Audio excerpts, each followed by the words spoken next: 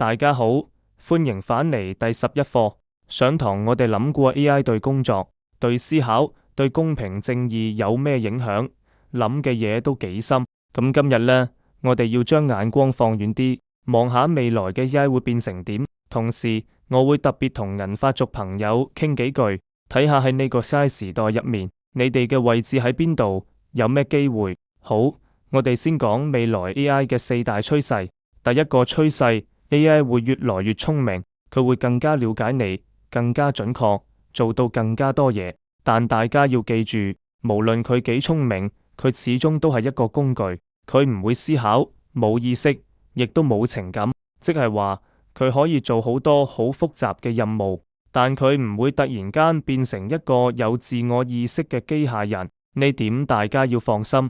第二個趨勢， AI 會無所不在。將來你屋企會有智能雪櫃，佢會知道你入面有咩材料，提醒你買嘢。智能冷氣會自動調節溫度，你架車有自動駕駛。醫院入面 AI 會幫醫生睇 X 光片、CT 影像，加快診斷。學校入面有 AI 私人補習老師，針對你嘅進度嚟教，即係話 AI 會走入你生活嘅每一個角落。第三個趨勢， AI 會更加個人化，佢會好似一個24小時唔使瞓嘅私人助理，貼身服務你。但呢度有一個代價，越方便就代表你需要透露越多個人資訊，私隱問題就會更加大。所以享受方便嘅同時，要諗清楚自己俾咗咩資料出去。第四個趨勢， AI 會創造新可能，佢可能會幫我哋醫治而家醫唔到嘅病，幫手解決氣候變化問題，甚至幫人類探索太空。呢啲聽落好似科幻片，但其實已經喺度研究緊，未來10年可能會成真。好，講完4個趨勢，咁我哋應該點樣面對呢個未來呢？我有4個建議俾大家。第一，保持學習，時代不斷變，新嘢不斷出，你要願意學先至跟得上。第二，保持好奇，對新科技唔好怕，要用開放嘅態度去了解佢。第三，保持警覺，唔好盲從，唔好輕信，要學會自己判斷。第四，保持人性， AI 幾叻都好，佢取代唔到人同人之間嘅情感連結，呢樣嘢永遠最珍貴。好，未來講完，我而家想特別同銀髮族朋友講幾句說話。我知道好多銀髮族可能會諗， AI 咪又係後生仔嘅玩意，關我咩事？我嘅答案係唔單止有關，而且關係好大。有3個理由。第一個理由， AI 令你生活更方便，你可以叫 AI 幫你寫信、查資料、翻譯外文，甚至陪你娛樂，全部一手包辦。第二個理由， AI 可以拉近你同後生一輩嘅距離，你識得用 AI， 同孫仔孫女就有好多共同話題，佢哋講咩你都答到嘴，唔會脫節。第三個理由，學習新嘢係保持大腦活躍最好嘅方法，你學嘥嘅過程就係緊鍛煉緊你個腦，延緩衰老。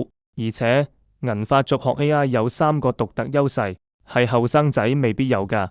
第一，你人生經驗豐富，識得分邊啲嘥講嘅嘢啱，邊啲唔啱，你有判斷力。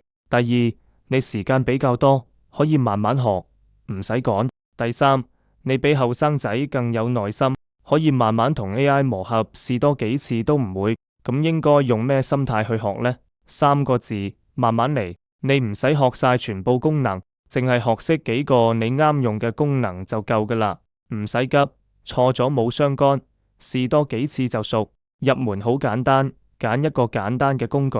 我最推薦豆包，因為一開就用得，唔使下載，唔使拆，仲可以用語音輸入，對手寫字唔方便嘅長輩嚟講超方便。然後從你有興趣嘅嘢開始，例如叫 AI 幫你揾食譜、規劃旅行、寫信，乜都得。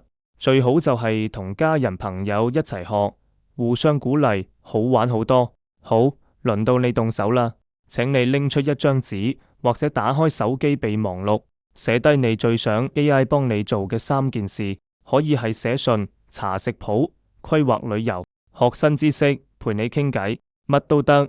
總之係你真係想要嘅嘢。寫完之後，揀最簡單嗰一件，即刻打開 AI 工具試下做，踏出第一步就係最大嘅進步。今日嘅小任務好簡單：第一，寫低你最想 AI 幫你做嘅3件事；第二，嘗試做其中一件，用 AI 工具實際操作一次；第三，上留言區分享你最想 AI 幫你做啲咩，等大家一齊交流下。最後總結今日學咗嘅4件事：第一，未來 AI 有4大趨勢：更聰明、無所不在、更個人化、創造新可能。第二，面對未來有4點建議：保持學習、保持好奇、保持警覺、保持人性。第三，銀髮族學 AI 有3個理由：方便生活、拉近世代距離、保持大腦活躍，同3個優勢：經驗豐富、時間多、有耐心。第四，入門心法就係唔使學晒全部，學幾個功能就夠，慢慢嚟，唔使急。下一課就係成個課程嘅最後一課啦，到時我會講下點樣用 AI 拉近家人之間嘅距離，仲會同大家一齊畢業啟程。記得完成今日嘅任務，然後嚟上堂打卡。我哋下一課見，拜拜。